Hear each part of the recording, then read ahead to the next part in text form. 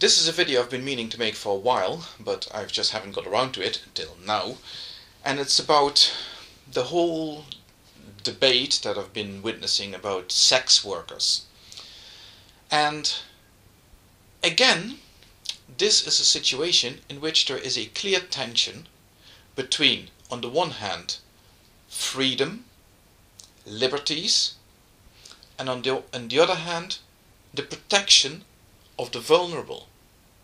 A very similar situation arises, strangely enough, in the whole discussion about the wearing of the burqa.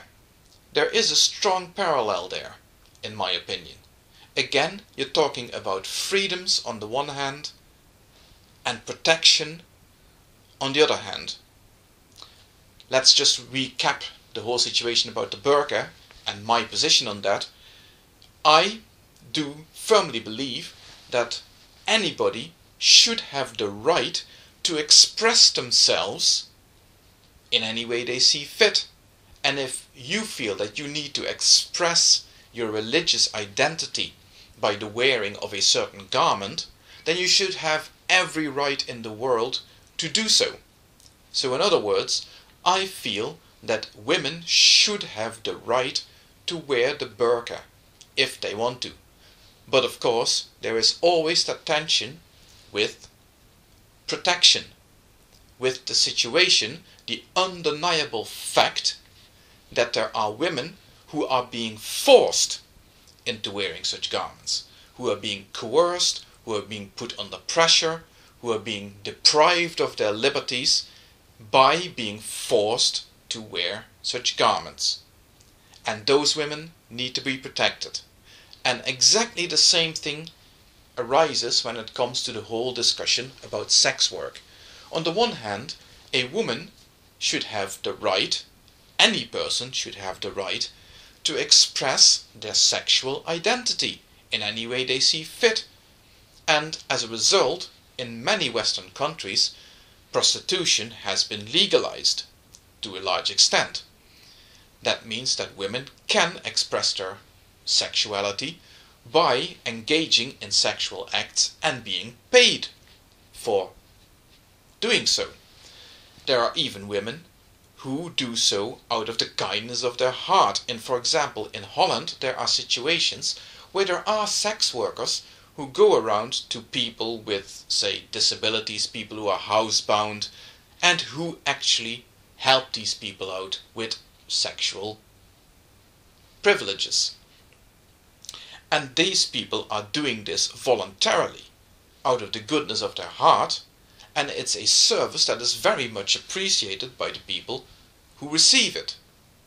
But on the other hand, of course, again, knowing this and accepting that this freedom, this liberty should exist and is valuable and it should be protected, we must not forget that there is the undeniable fact that there are women who are forced into sex labor, who are being treated like animals, who are being coerced, who are being pimped, who are being forced to perform sexual services against their will. And that is something that they need to be protected against. You cannot have one without the other. You cannot have a fair system in which on the one hand you hold up these liberties, but on the other hand you refuse to provide this sort of protection because, for example, it's too expensive. That's nonsensical. It's nonsensical to, on the one hand, award certain liberties and on the other hand deny that certain abuses are taking place. So we should be willing to put our hands in our pockets and to pay through taxes or whatever other means to have this protection put in place and to make sure that the information is out there for anybody who needs it.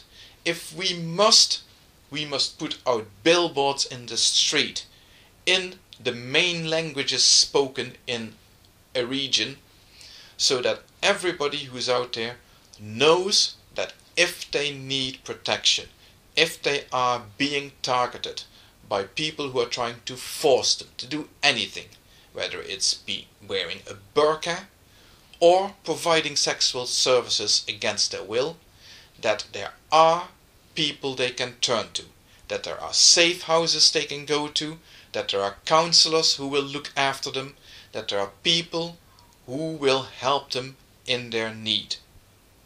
That is something we must provide if we want, on the other hand, to have the freedoms of those people who voluntarily choose to do certain things. That is the balancing act we need to strike.